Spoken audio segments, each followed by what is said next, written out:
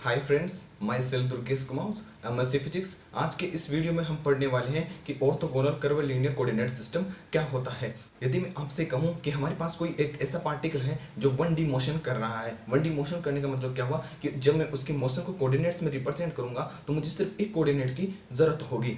अगर मैं polar coordinate system की बात करता हूं तो वहां मुझे किसी पॉइंट को रिप्रेजेंट करने के लिए मुझे दो कोऑर्डिनेट की जरूरत पड़ेगी, जैसे फॉर एग्जांपल आर और थीटा हम वहां पर यूज लेते हैं। तो इसी जो हमारे पास ऑर्थोगोनल कर्वीलिनियर कोऑर्डिनेट सिस्टम होता है, इसमें तीन कर्वी एक्सिस होते हैं।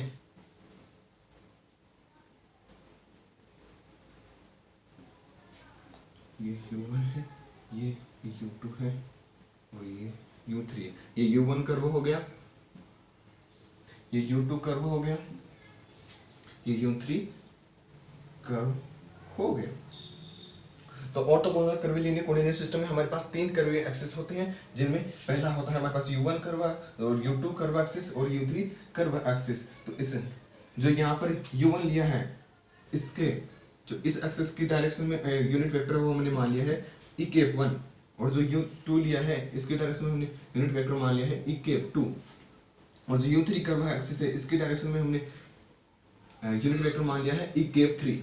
तो हमने ऑर्थोगोनल कर्वीलिनियर कोऑर्डिनेट सिस्टम में तीनों यूनिट्स वेक्टर्स को रिप्रेजेंट किया है और तीन एक्सिस को हमने रिप्रेजेंट किया है। ओके, अगर मैं आपके पास कार्टेशियन कोऑर्डिनेट सिस्टम की बात करता हूं तो वहां पर हमें किसी पॉइंट को डिनोट करने के लिए हमारे पास तीन पॉइंट्स की जरूरत पड़ती है, या फिर मैं ये कह सकता हूँ वहां पर जो एक पॉइंट होगा वो किसी तीन पॉइंट का फंक्शन होगा। तो यहाँ पर देखें, जो ये कर्व एक लीनियर कोऑर्डिनेट सिस्टम है, यहाँ पर किसी भी पॉइंट को अगर मैं रिप्रेजेंट करना चाहता हूँ तो उसके जो कोऑर्डिनेट होंगे वो, जैसे मैं मान लिया किसी पॉइंट को डिनोट किया मैंने और उसका पोजीशन वेक्टर मान लिया कि मैंने आर वेक्टर है, वो किसका फंक्शन होगा?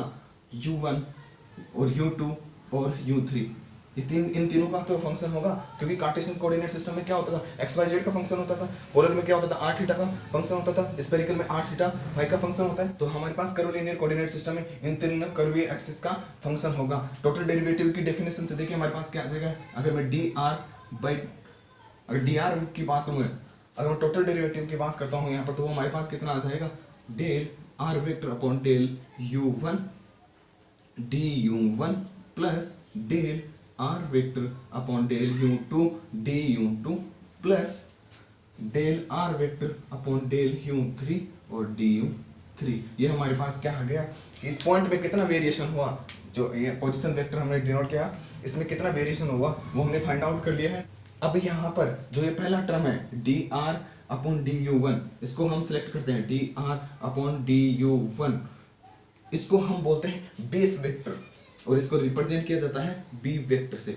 ठीक है, यदि हम बात करें फॉर i ले लेते हैं रिप्रेजेंटेशन के लिए, क्योंकि यहाँ पर भी बेस वेक्टर है, ये भी बेस वेक्टर होगा, ये भी बेस वेक्टर होगा। जो ये टर्म है इनको हमने बेस वेक्टर कहा है, ये बेस वेक्टर है। तो अब हम i के लिए करें तो हमारे पास क्या होगा, del r vector upon del ui।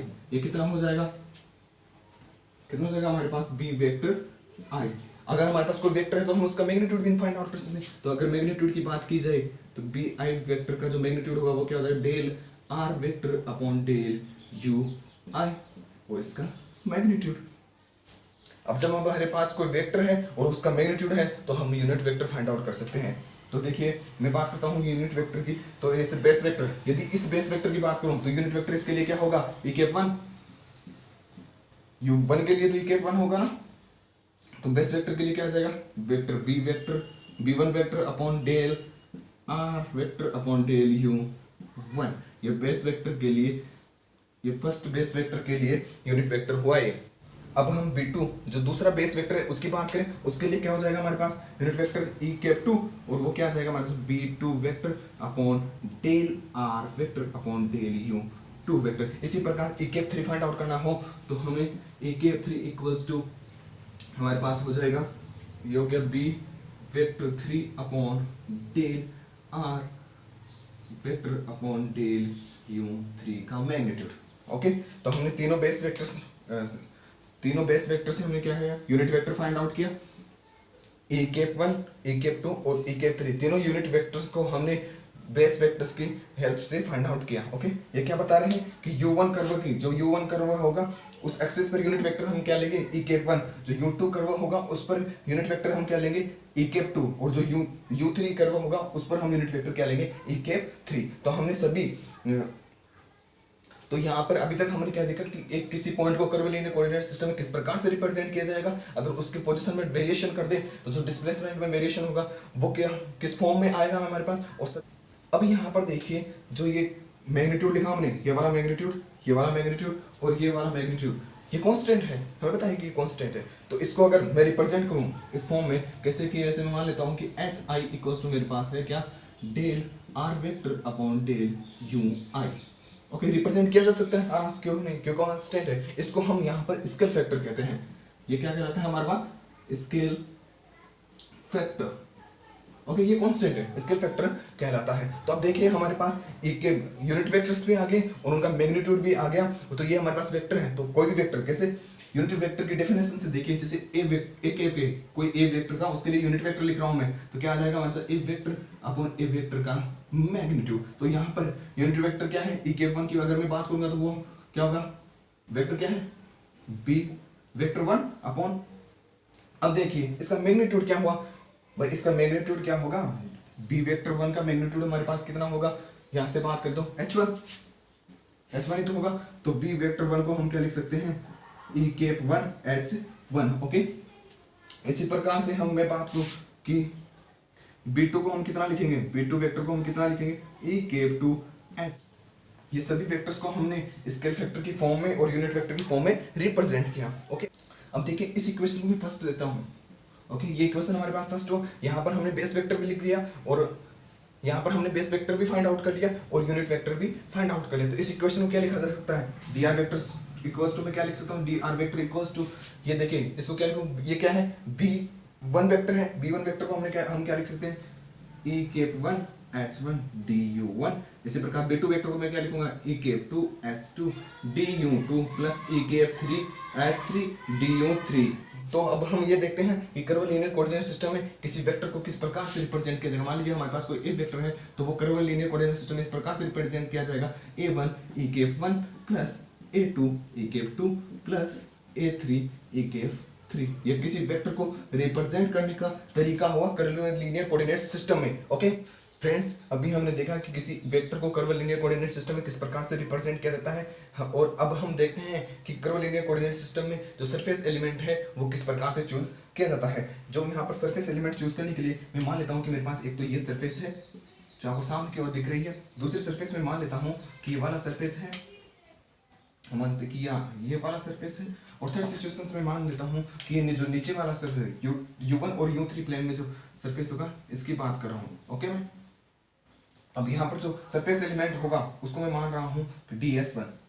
ये जो सरफेस एलिमेंट है इसको मैं मान रहा हूँ ds1। जो ये सरफेस एलिमेंट है इसको मैं मान रहा हूँ ds2। तो ये नीचे वाला सरफेस एलिमेंट है इसको मैं मान रहा हूँ ds3। ओके, तो अब देखते हैं कि जो ds है वो किस प्रकार से सिलेक्ट किया जाएगा। ओके, अब देखिए हमने जो डिस्प्लेसमेंट वेक्टर में वेरिएशन पढ़ा था अभी, वो क्या पढ़ा था हमें, dr vector equals to e cap 1 h1 du1 plus e cap 2 h2 du2 plus e cap 3 h3 du3। देखिए हम बात करें h1 du1 की, तो ये क्या बता रहा है हमें, ये बता रहा है कि जो u1 कर्व है इसकी तरफ वेरिएशन कितना हुआ। तो हम इसकी तरफ वेरिएशन कितना है, u1 की तरफ h1 du1। तो ये वाली टर्म है h2 du2, वो क्या बता रहा है कि जो u2 कर्व है उसकी तरफ वेरिएशन कितना हुआ, ये वेरिएशन कितना हुआ u2 की कर्व, ये हुआ h2 du2। u3 कर्व की और वेरिएशन कितना हुआ, h3 du3। बस यही तो बता रहा है हमें। तो यहाँ पर देखिए सरफेस एरिया, अभी यहाँ पर देखिए सरफेस एरिया ds1 कैसे सिलेक्ट किया जाएगा। अगर मैं ds1 की बात करता हूँ यहाँ पर ds1, तो देखिए वो किस किस वेरिएशन से मिलकर बना है, वो hdu1 ये वाला, सॉरी सरफेस एलिमेंट की बात करें। अब यहाँ पर मैं ds1 सरफेस एलिमेंट की बात करता हूँ तो किस वेरिएशन से मिलकर बना है, ये देखिए वेरिएशन किस तरफ वेरिएशन हो रहा है, u3 कर्व की ओर वेरिएशन हो रहा है और वेरिएशन ऊपर की ओर ये वाला वेरिएशन से मिलकर बना है। तो ये वेरिएशन क्या है, h2u2। तो मैं क्या लिखूंगा यहाँ पर कि e cap 2 h2 du2 cross, भाई क्रॉस प्रोडक्ट की तो एरिया बताता है ना हमने। अब देखिए e केप 3 h3 du3, ये कांस्टेंट है तो बाहर की ओर आ जाएगा h2 h3 du2 du3। अब cross product e cap 2 cross e cap 3। Okay, अब हम बात किए S2 S3 du2 du3, हमारे पास आ गया ek1। ओके,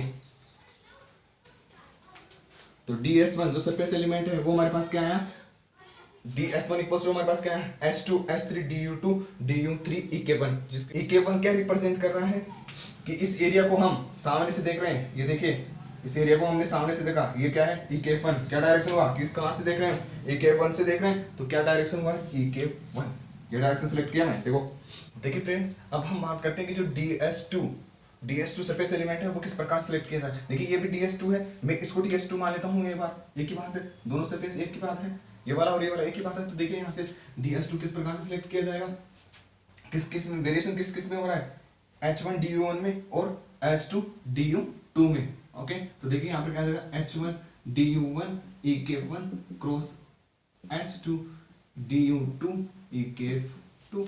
अब ये हमारे पास कितना हो जाएगा ds2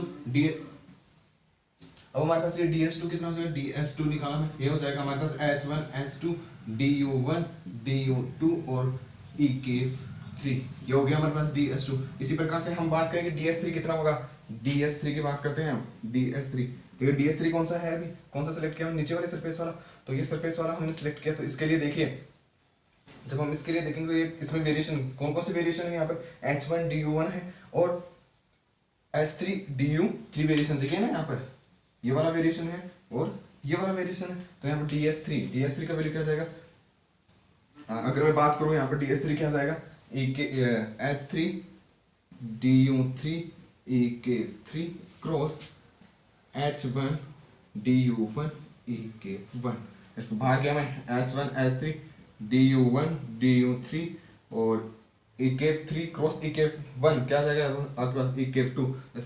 जो हमने यहाँ पर ds3 एलिमेंट लिखा है वो किस सरफेस के लिए बनाया हमने, नीचे वाली के लिए, लेकिन है किसके लिए, इस ऊपर वाली सरफेस के एलिमेंट के लिए है। क्यों, क्योंकि यहाँ पर देखिए ऊपर वाली सरफेस एलिमेंट को तो आप ऊपर से देखोगे, तो ऊपर से देखोगे तो हमारे पास क्या है ek2, भाई ऊपर से आप देखोगे तभी तो ek2 आएगा ना आपके पास। तो ऊपर वाली सरफेस के लिए एरिया सेम होगा नीचे वाली का और ऊपर वाली का, लेकिन क्या होगी डायरेक्शन, एरिया की जो डायरेक्शन है वो अपोजिट होगी। ओके,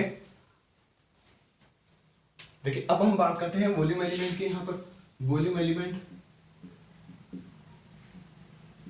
देखिए वॉल्यूम एलिमेंट की बात करें, हमने प्रीवियस वीडियो में पढ़ा था कि जो ट्रिपल स्केलर प्रोडक्ट होगा वॉल्यूम देता है। तो वॉल्यूम की बात करूं, अगर मैं वॉल्यूम एलिमेंट की बात करूं तो वो हमारे पास क्या होगा, यदि एक डायरेक्शन में मान लूं कि हमारे पास है ek1 h1 du1 dot ek2 h2 du2 cross ek3 h3 du3, यही होता है scalar triple product, A vector dot B vector cross C vector, ये होता है स्केलर ट्रिपल प्रोडक्ट। तो अब देखिए हमारे पास dv कितना हो जाएगा, यहाँ पर h1 s2 s3 तो बाहर हो जाएगा h1 s2 s3, और इसी प्रकार ये भी कांस्टेंट है du1 du2 du3, ये भी कांस्टेंट है du1 du2 और du3। अब यहाँ पर क्या बचा ek1 dot bracket ek2 cross ek3। अब इसको आगे सोल्व करें तो हमारे पास क्या जाएगा h1 s2 s3 du1 du2 du3, और यहाँ पे क्या जाएगा ek1 आ जाएगा ek2 cross ek1,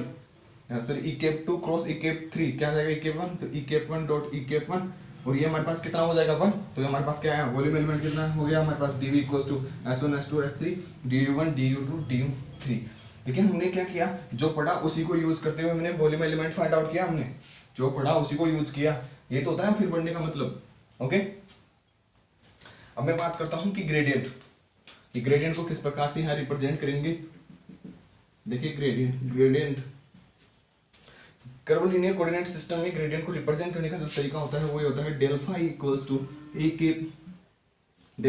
to ek1 h1 del phi upon del u1 plus ek2 h2 del phi upon del u2 plus ek3 upon h3 del phi upon del u3। Okay, ये gradient को represent करने का तरीका है curvilinear coordinate system में। Okay, ये क्या हुआ हमारे पास कर्वलीनियर कोऑर्डिनेट सिस्टम बोलेगा मतलब क्या हुआ कि हमने जो ग्रेडियंट का एक्सप्रेशन निकाला ये जनरल फॉर्म हुआ ग्रेडियंट का, किसी भी कोऑर्डिनेट सिस्टम का जनरल फॉर्म हुआ ये ग्रेडियंट। अब हम बात करते हैं डाइवर्जेंस की, कि डाइवर्जेंस किस प्रकार से रिप्रेजेंट किया जाएगा। देखिए डाइवर्जेंस तो डाइवर्जेंस हमें पता है कि किसी वेक्टर क्वांटिटी का ही निकाला जाता है, किसी वेक्टर फील्ड का ही डाइवर्जेंस निकाला जाता है। तो देखिए डेल डॉट ए वेक्टर यहाँ निकाला मैं। ओके, तो यहाँ पे कितना आएगा 1/h1 s2 s3 और ये हो जाएगा आपके पास डेल अपॉन डेल u1 और ये हो जाएगा a1 s2 s3 और प्लस डेल u2 आपके पास रहेगा a2 h1 h3 और प्लस रहेगा आपके पास del u3 bracket del upon del u3 bracket a3 h1 h2। ये डाइवर्जेंस का जनरल फॉर्म हुआ कर्व लीनियर कोऑर्डिनेट सिस्टम। ये बोलता है कि डाइवर्जेंस को इस फॉर्म में लिखा जाएगा।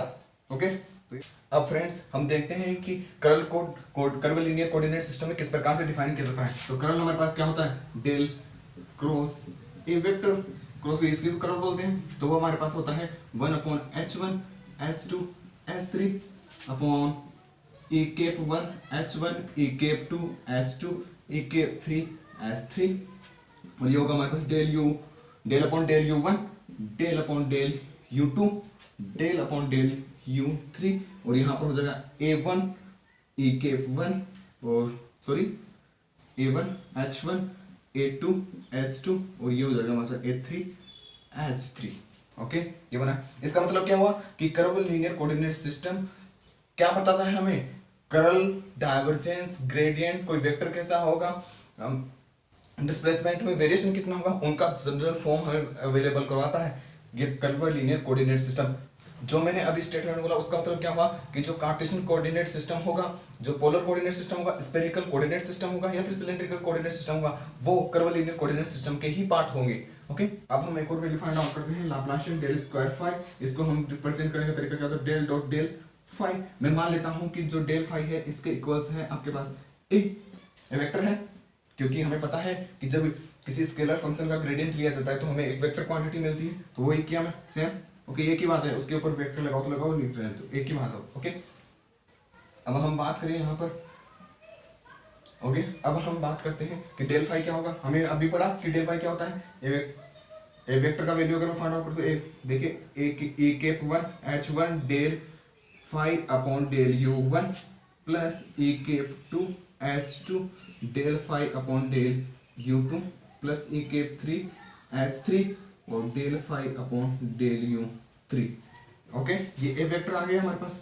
ए वेक्टर अब क्या हुआ, जो ग्रेडियंट हमने फाइंड आउट किया वही तो ए वेक्टर हुआ।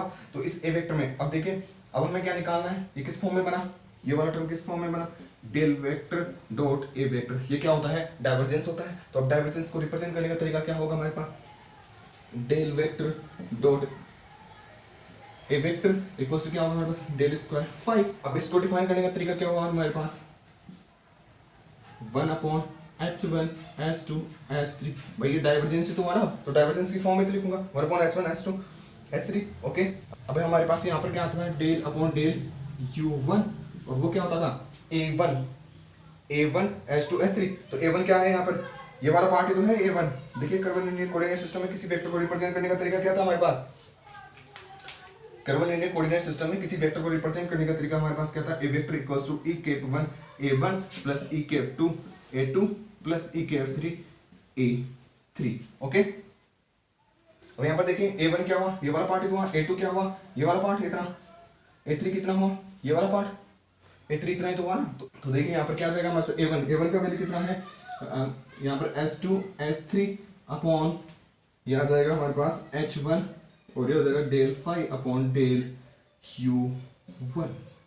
ओके, ये टर्म लिखा मैं। अब दूसरी बात करें, डेल अपॉन डेल u2, इसके बारे में बात करें, इसका वैल्यू क्या होगा, यहाँ पर क्या है a2 h1 s3 आता था डाइवर्जेंस में। तो a2 क्या है यहाँ पर, हमारे पास a2 है, यहाँ पर हो गया h1 s3 अपॉन s2 और ये del phi upon del u2। यही आया हमारे पास। थर्ड पार्ट की बात करें, थर्ड पार्ट क्या हो जाएगा, del upon del u3 del upon del u3। Okay, यहाँ पर थर्ड पार्ट की बात करते हैं, ऊपर क्या आ जाएगा, वहां पर क्या आता था हमारे पास, देखिए अब देखिए क्या बनेगा, डाइवर्जेंस में क्या आता था हमारे पास, अब देखिए डाइवर्जेंस में क्या आता था हमारे पास, a3 h1 s2। तो a3 यहाँ पर कितना है 1 s3 del phi upon del u3। तो h1 h2 ऊपर आ जाएंगे, H1 H2 ऊपर आ गई। अभी तक फ्रेंड्स हमने जितना पढ़ा उसका मतलब ये हुआ कि ये सभी जितना हमने डाटा यहाँ पर निकाला उसका मतलब क्या था कि ये जनरल फॉर्म है। कर्व लीनियर कोऑर्डिनेट सिस्टम क्या है, जनरल फॉर्म है सभी। जैसे डाइवर्जेंस फाइंड आउट किया तो उसका मतलब क्या है, डाइवर्जेंस की जनरल फॉर्म आ गई है मेरे पास कि जब हम कार्टेशियन कोऑर्डिनेट सिस्टम यूज करेंगे तो हम वहां पर डायरेक्ट वैल्यू पुट करेंगे तब हमें डाइवर्जेंस फाइंड आउट हो जाएगा। ओके, ग्रेडियंट क्या होता है, डाइवर्जेंस क्या होता है, कर्ल क्या होता है, इसके लिए हम अलग से वीडियो बनाएंगे। लेकिन अभी आप ये मान कर चलिए कि हाँ आपको ये मैथमेटिकली पता है कि डाइवर्जेंस क्या होता है, कर्ल क्या होता है और ग्रेडियंट क्या होता है। और नेक्स्ट वीडियो में सबसे पहले हम जिस कोऑर्डिनेट सिस्टम को यूज करने वाले वो है पोलर कोऑर्डिनेट। जो नेक्स्ट वीडियो होगा वो पोलर कोऑर्डिनेट्स के बारे में होगा। तो फ्रेंड्स आज के वीडियो में इतना ही। अगर आपको हमारी वीडियो पसंद आई हो तो इसे लाइक करें, हमारे चैनल को सब्सक्राइब करें और हमारी वीडियो को अपने साथियों के साथ शेयर करें। Okay, thank you.